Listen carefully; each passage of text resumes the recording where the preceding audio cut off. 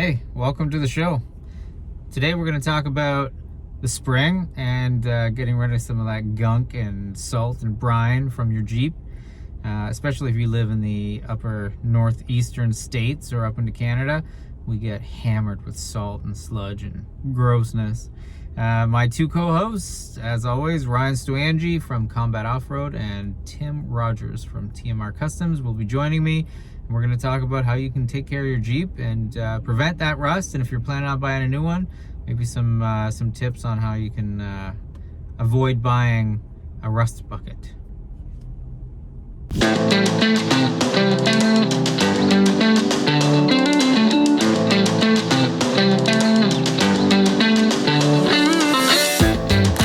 All right. So let's get started.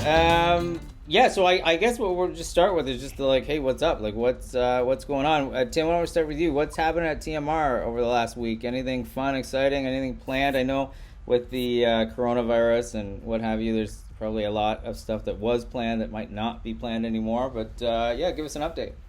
Yeah, so we would have had our annual open house last weekend on Sunday, which would have been the most magnificent weather ever for an open house, but it just wasn't meant to be this year, so that's okay. I know Ryan would have normally had his, I think, this upcoming weekend, so just kind of caught in between things. But business-wise, we've been rocking. I mean, there's a lot of guys and gals at home that are DIY, want to keep picking away on their projects.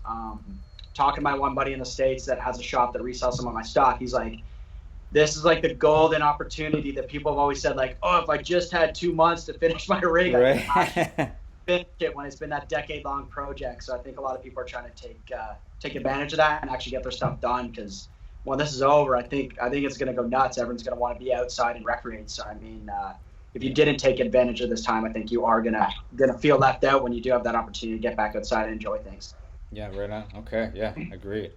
Ryan, how about you? What's been going on at the shop?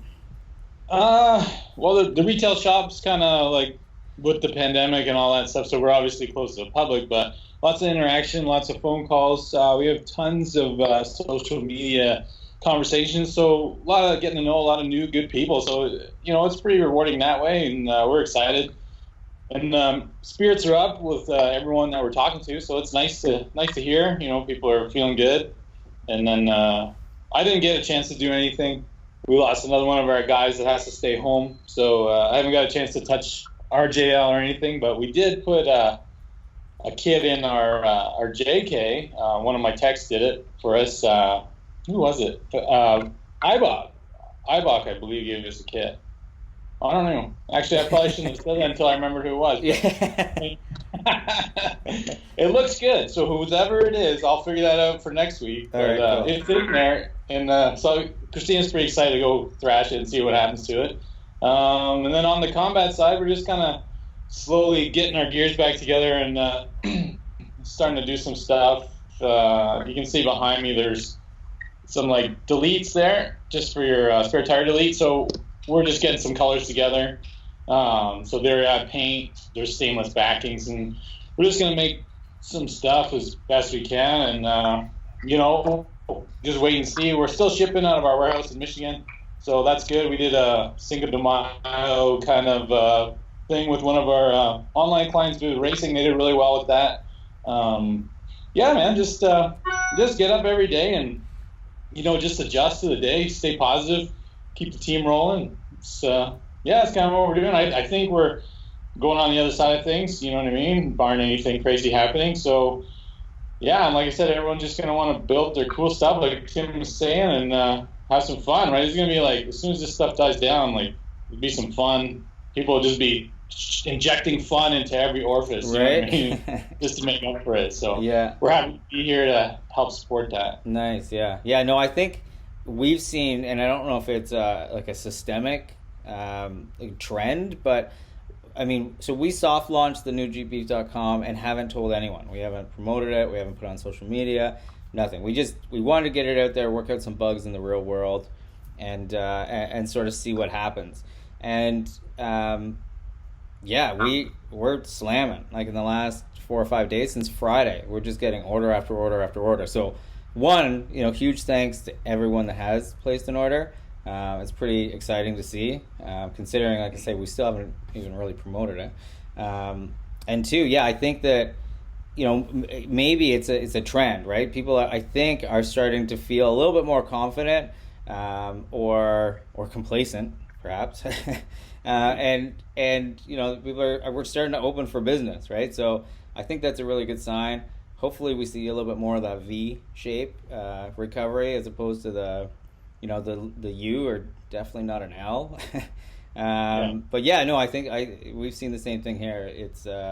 It's pretty awesome to see that. And here, I mean, the same thing. I can't stay in any longer. I mean, I'm dying to just get out and do something, right?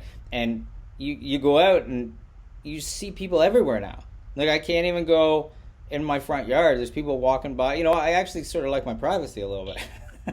But there's people like everywhere. So no, but it's a great. I think it's a really good sign. Our economy hopefully will bounce right back. And as you were mentioning earlier, Ryan, consumers, right? Go buy some stuff. Help the economy. I think the worst thing we could do right now is sit on our wallets. And so, with that being said, it's segue, I guess, we did our part by buying the JL. And just an update on that. So we had to end up ordering it from Chrysler. But after the discussion last week and just thinking through it, I've always had a manual. So I was like, you know what? For the times I'm off-road, because honestly, the idea of going with automatic was strictly for off-roading, because I either need to get better at driving, or I didn't want to kill my clutch, right? That was the biggest thing. But with that said, place the order. There are no manuals at all.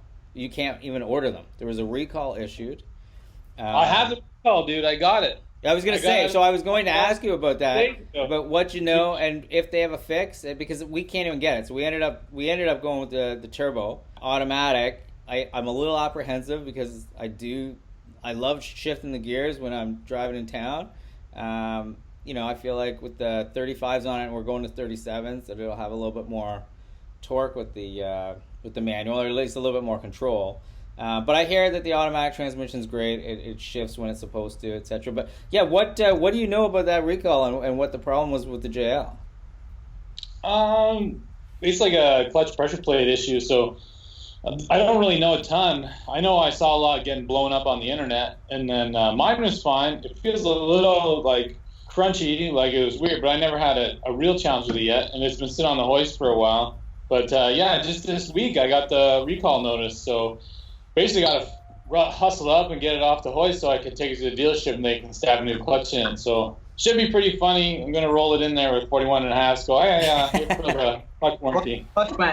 Yeah, something happened. But it's still legit. It still works fine to me. But that's all it really says. It just says, call in and book your machine. I don't even know if they honestly have parts, because I've got different FCA recalls and stuff we got about 7 or 8 of different Chrysler products, and sometimes they're like, oh dude, we don't even have that part, because on the retail end of it, we're big on the dealer, so I just call like friends, right, like that'll do the service for us kind of thing. But there's the dealership, and he's like, man, I can't even get that for like 8 more weeks.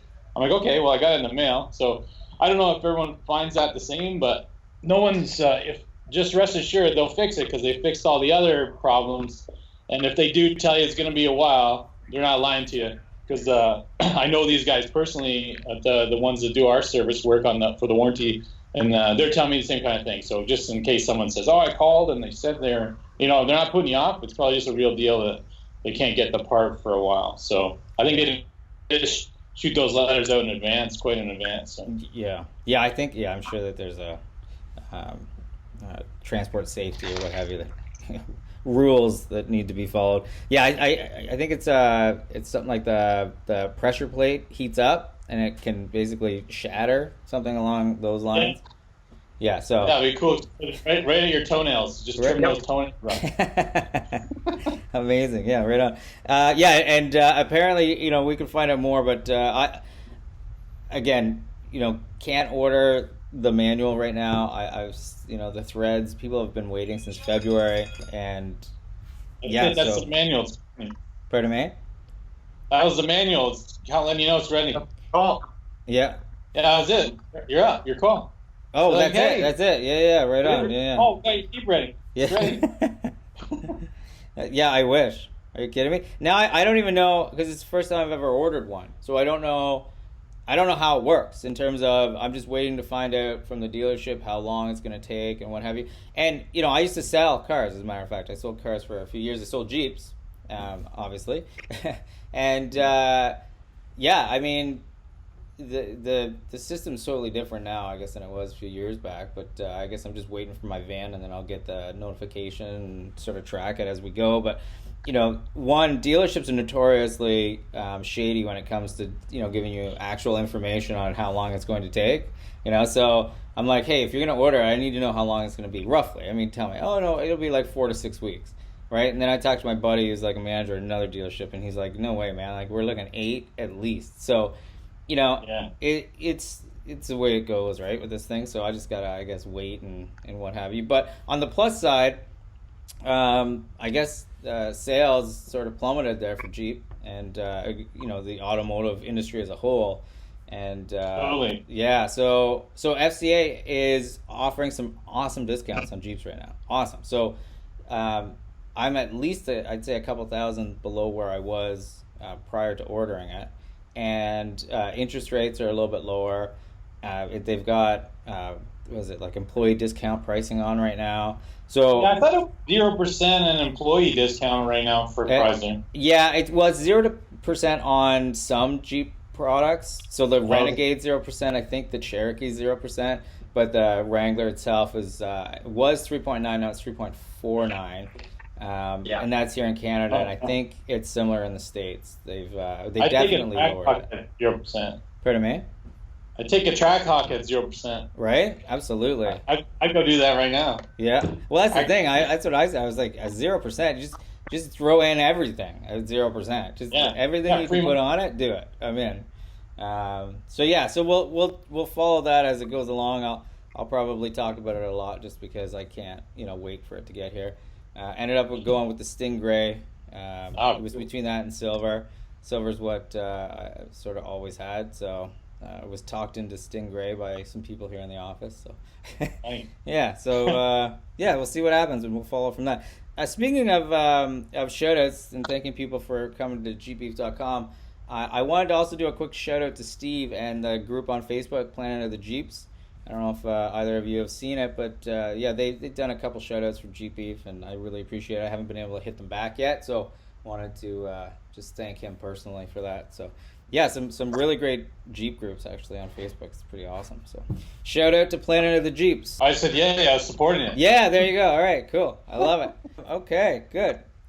So I guess what we'll do is we'll just move into the product of the week. So this week, our theme being spring and getting our Jeeps ready and pulling, you know, all the crap and the salt and everything out from every nook and cranny that it gets rammed into in the, you know, northeastern and northern part of the U.S.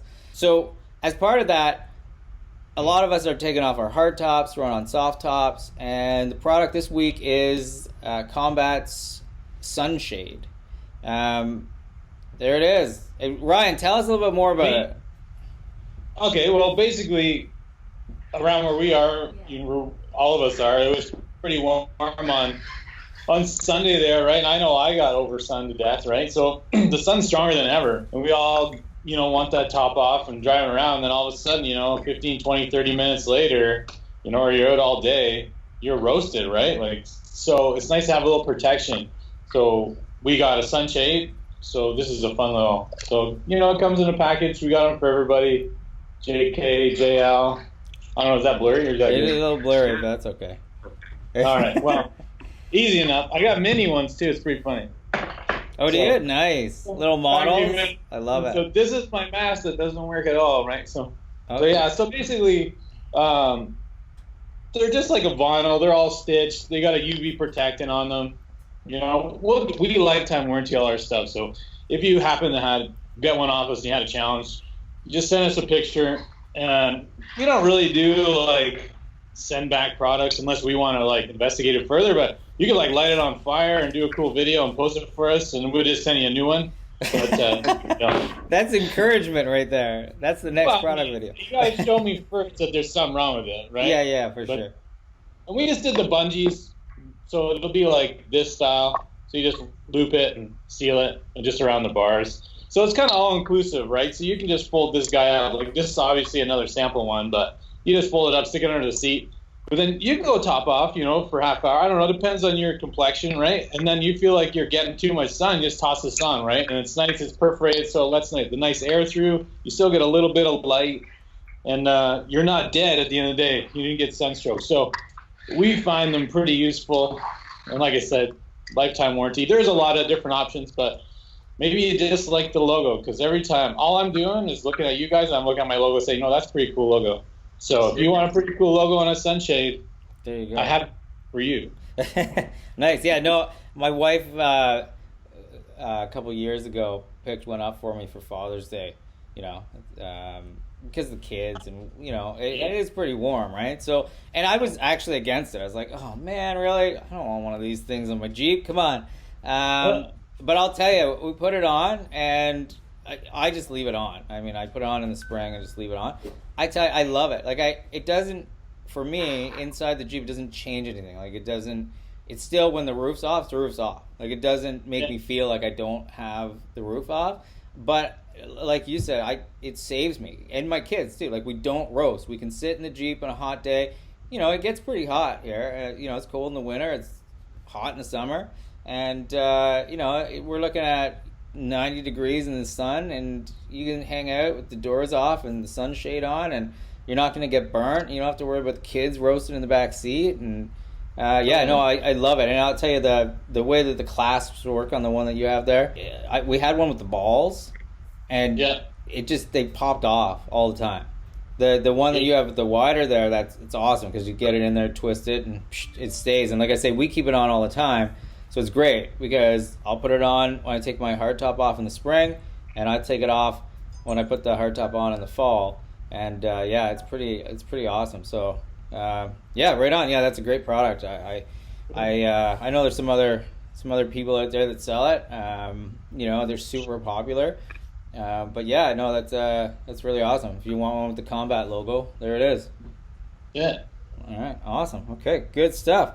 Well, let's jump into the whole idea of the spring and your Jeep and rust and all that fun stuff.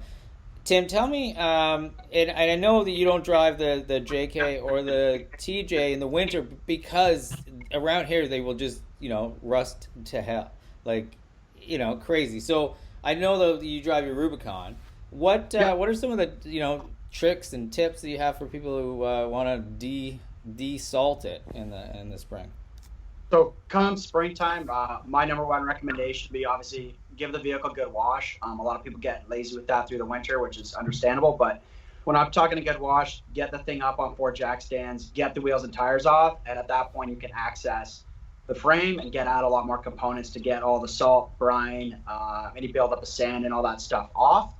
Once that stuff's off, if you have some rust and corrosion, or if you've got an older vehicle, we sell a rust preventative. It's called POR 15. A lot of people will be familiar with it, but it's wicked to paint over a rusted area to seal it, to provide it with protection. So if your vehicle's older and has rust in place, this is a good way to combat that and get ahead of it, and just try and seal it so it's not going to further rust and corrode. So I definitely recommend that. And if you've got new parts or products that you're going to put on your Jeep, if they're bare steel and not prepped, we recommend a product called Steel It, which we also sell. It's a direct metal paint, which is awesome. You don't need any primer. The metal's just got to be either sandblasted or sanded with a DA sander, so it's rough and abraded, so the paint will stick to it well.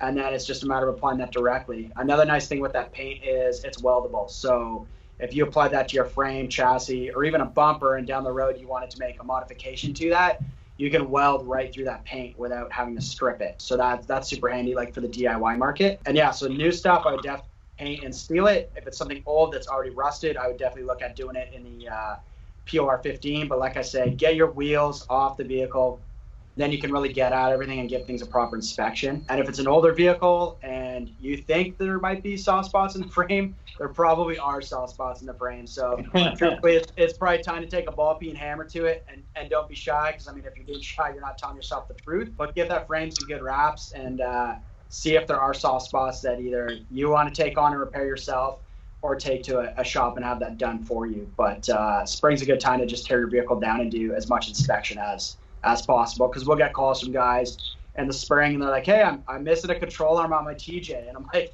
well, how long's it been like that? They're like, oh, I don't know, I never noticed. So get on your vehicle often, tear it down, and just get your eyes on everything and hands on everything, make sure everything's tight and in working order and where it should be. And if that's outside your wheelhouse, which is totally cool, it is for a lot of people, you want to take it to a retailer like Ryan at Off-Road Addiction, have them service your vehicle or go over to make sure it's in tip-top shape before you're going to be using it lots in the summer.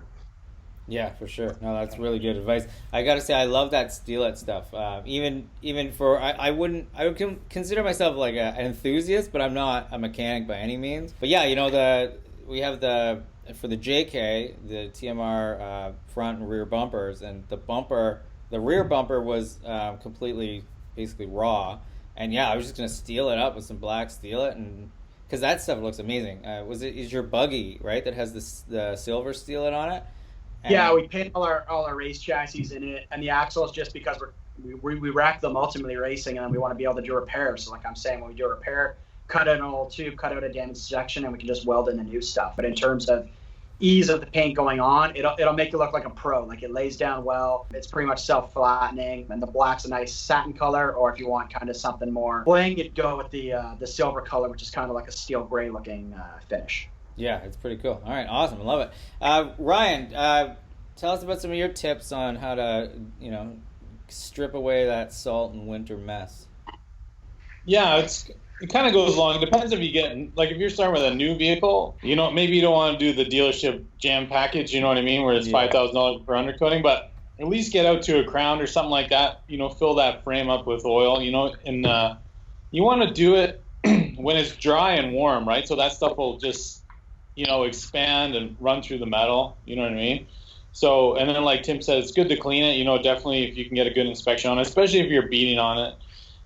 And then, you can get those cans of Crown, we have them in the showroom because I think I support them that way in the sense where I believe in it. And you can just get in all those holes with the frame and you can just spray that stuff in there, right? So I would get it professionally oiled, you know what I mean? And then when in the springtime, after, you get it washed, let it dry, you find those little crevices, where all that, all that moisture sits and starts decaying from the inside out, on your frame and everything else, and go from there. And then, any kind of product that you want to use to touch it up, it depends on, how far you want to go. And if you are afraid of or not knowing what's going on as a general rule for inspection, you know what I mean, then like we just charge like a half hour at the retail shop at Off-Road Addiction. And we go front to back, give you a whole list of stuff, recommendations that way too, right? So you got to get peace of mind, and it's nice because you never know. You're driving in the wintertime, it's snow covered where you are or not. You're running into stuff, unforeseens or, potholes, different things. So, yeah, maybe you have a ball joint that needs some attention or a tire end or something. You just don't have the skill set to, stay confident because you're putting yourself in there. You're putting your family in there. So, for half-hour charge, at least you'll have a whole list of stuff. You know what I mean? Yeah. And I think those Crown cans, you can get them pretty much anywhere. But I think they're only like $15 maybe, you know what I mean? So, something you do on a lazy Sunday and just go and squirt it in there. But I'm a big believer in the oil. I think oiling the chassis and stuff works real good. And body's a little tougher. You're going to want to, if you can sit there and get one of those like cards with the car wash and just you're getting gas, get there a little early, taking another 5 minutes, to keep your car clean in those winter months, that'll be a huge thing. Like any of your vehicles, it doesn't matter if it's Jeep, truck, car, e-bike, keep the e-bikes clean, you know what I mean? They're super important. I like seeing those on the road. Yeah. But no, I hate e-bikes online. I hate So during the year, any recommendations? So if I'm out wheeling and you typically will scrape along a couple of rocks or whatever. Is there anything you need to do in between, say, spring and fall when you're doing something like that? Like, does it make sense to bring it home, clean it up, give it a spray, or do you just sort of leave it and then do it again in the fall? Kind of depends on you, man. Like how nice do you want it to look? Like, you know what I mean? I'd say functionality, keeping the vehicle clean is nice, and it keeps it from rusting and deteriorating, right? Even if you're packing your frame full of mud, right? So, or if you just don't want to spend 8 hours cleaning it, I know guys do all kinds of stuff. They put a sprinkler underneath it. Some people go to the point of like rubbing baby oil underneath the chassis so the mud doesn't stick. And there's all kinds of little witch doctor moves you can do. You know what I mean? But Yeah. for rims, so if you're going to drive your Jeep or truck or anything in the winter, the nice little tip is before it gets crappy out, period, just wax them. You know what I mean? And then just leave that haze on there. Just give you a little buffer between the salt or the brine or whatever's on your roads. And then come springtime, it's going to be a little bit of elbow grease. But once you take out and take down that like thick wax coating on your wheels, you'll notice it nice. It'll come back up nice. So that'll be just something to save your wheels if you only have one set of wheels. That's kind of it. Like I don't really change the wheels too often. The one Jeep we do because they're comp tires, and we drive the comp tires because they usually crack way before they wear out anyway. So I'm like, whatever, drive them on the road. But they're hideous. Anything below like 8 degrees out Celsius, like they're like squares, right? And that's no good either because you're shaking all your ball joints and tire ends, and you're just going to kill your steering too, right? So, so that's the only time I really switch wheels. But yeah, if you like your wheels, you got to keep them, wax them, and then clean them off in summer or spring. You could do the same with your shock absorbers as well. Yeah, you want to wax the shocks. Yeah, 100%. Yeah. Pour big money into a performance shock in a Jeep. Not a bad idea to wax the shock body either. It's actually in the service and maintenance instructions from Box and other brands. Most people don't realize it, but yeah, just like Brian said with the wheels, wax up your shock body to keep it looking better too through the bad season. Yeah, that's a really good tip actually, right? Because mine right at the bottoms in particular rusting like crazy, right? And of course I didn't do that. So no, that's a great tip. That's really good. It's same with the hardware. I find a lot of hardware. So I have like Nerf steps on mine because my wife's not very tall. Neither am I, to be honest. So we got a bit of a lift, and we got a couple kids again, and so, part of the deal was, hey, if you're lifting the Jeep and putting on, some bigger tires and what have you, we need a way to get in that's a little bit safer. So we threw on some Nerf steps. But the hardware, it's only been 6 months, and they're just rusting like you wouldn't believe. Is that the same idea? I recommend putting on like some oil there, or I read mid-wax is a good one to protect your hardware. I would if it's cosmetic hardware, like it's holding down the top plate of a step. I'd swap them out to stainless. Standard stainless bolt, like an 18-8. That's not as strong as a grade 8 bolt, so you don't want to use that for holding on a bumper or holding on a winch or doing the structural things in your Jeep. But if it's holding on an overlay, a step plate, something that's cosmetic, you got to keep in mind a lot of these products are made for the southern U.S. We're talking California, Arizona, or they're made offshore where they just don't understand the mixed climate we have here in North America. So if it's one of those plates, get the old fasteners off and replace them with stainless. You're gonna have way better longevity out of that. That's what we do with all our products that we sell, like rocket guards, bumpers. If it's holding on an overlay, if it's holding on like a bush bar, that sort of thing, we try and go with stainless on that just to keep things cosmetically clean, because you don't want to spend the money on a new part and after a season it's all rotted. I mean, no one. That's it. Exactly. Right. Yeah. Yeah. As a matter of fact, I wanted to pull them off because I'm like, what is it? It's like. It looks like shit. And again, I was planning on doing the stainless thing. I figured it would happen. Yeah, watch the hardware too, right, Tim? Like stainless they'll burr, right? So you got to be careful when you're engaging it, right? That's all. So you could use like a certain lubricant to put on there to just make it easier, and then just make sure you take your time, like engaging the stainless hardware. That's pretty much the biggest tip, because it'll burr up and it'll be toast, and you'll have to go get more of it. It's obviously more expensive than the basic steel hardware. So just take your time putting the stainless stuff together. That's all. Okay. Real tip. Yeah, make sure it's lubricated. Perfect. I love it. That's a good tip. Okay, great. I guess what we'll do now is we'll just sort of transition. We have some questions that are along the same idea of, in particular, rust. So yeah, maybe I'll let's do that. Let's see if I can find it. Okay. All right. So, question number 1. Tim, we'll start with you, and then we'll go over to Ryan. So, this gentleman says, I'm noticing a fair bit of rust on my frame.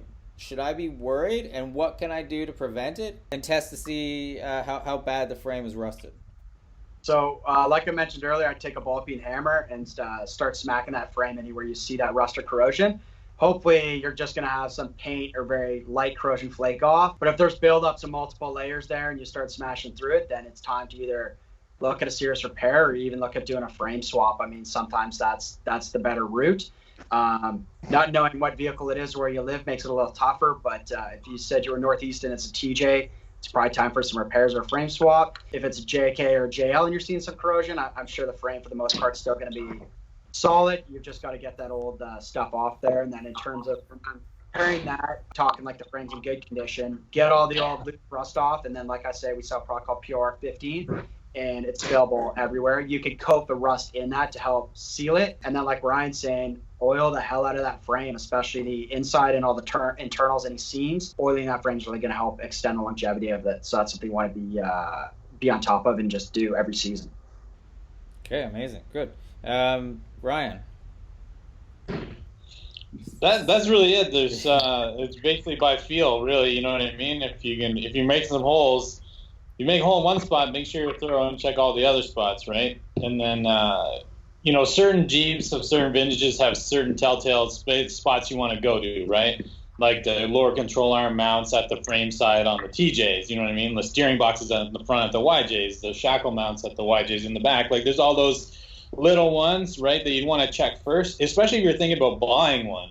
You know what I mean? Like I've seen some horror story machines where like they're just fiberglass around the shackle mount on a YJ, but the guy painted it and it looks nice and has a shiny wheel on it. You know what I mean? So before you buy anything, if that's the case and they're new to you, like there's definitely some special spots, and we could probably touch on that in some kind of different episode, like kind of telltale signs for the new buyer. You know what I mean? But other than that, what Tim's saying, if it's yours, you know it, just check it over and fix it. Like I really like the idea of the POR15 stuff. It's super cool. I'm getting lazy, but I'm thinking I'd like to do it to the JK just to freshen it up. It's a 2012 and we've had it out since 2012, so you know it's still got a little bit of rust on there. So I'd like to maybe clean it up pretty soon.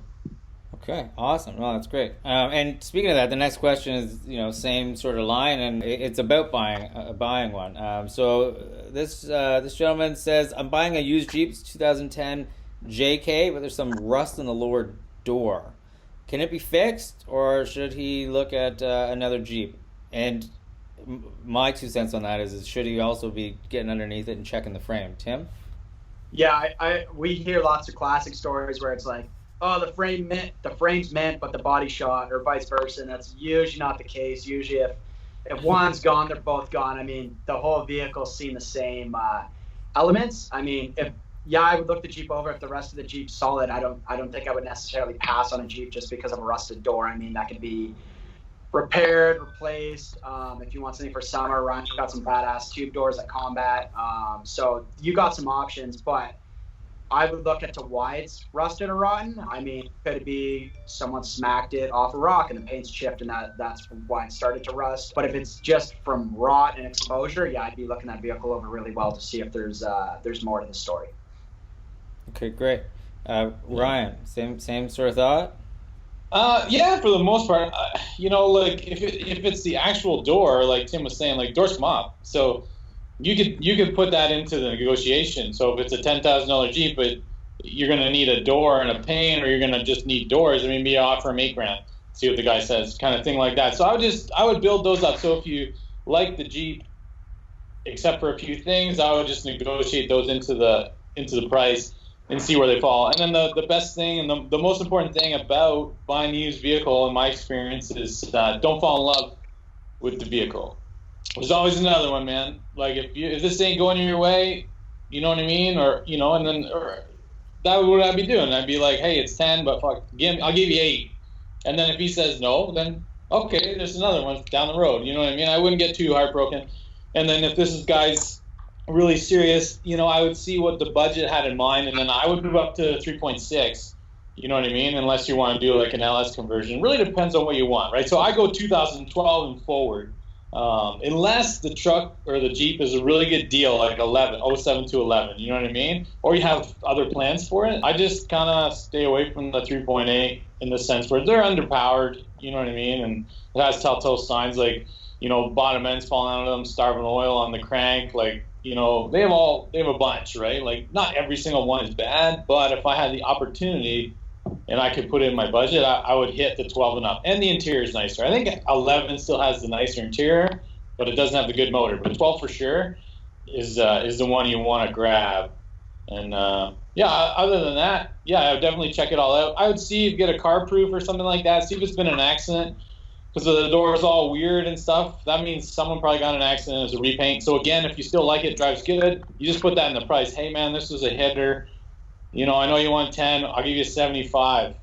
That kind of stuff. Because accident repairs, for the most part, aren't so bad. Like, most of the time, they're done really well.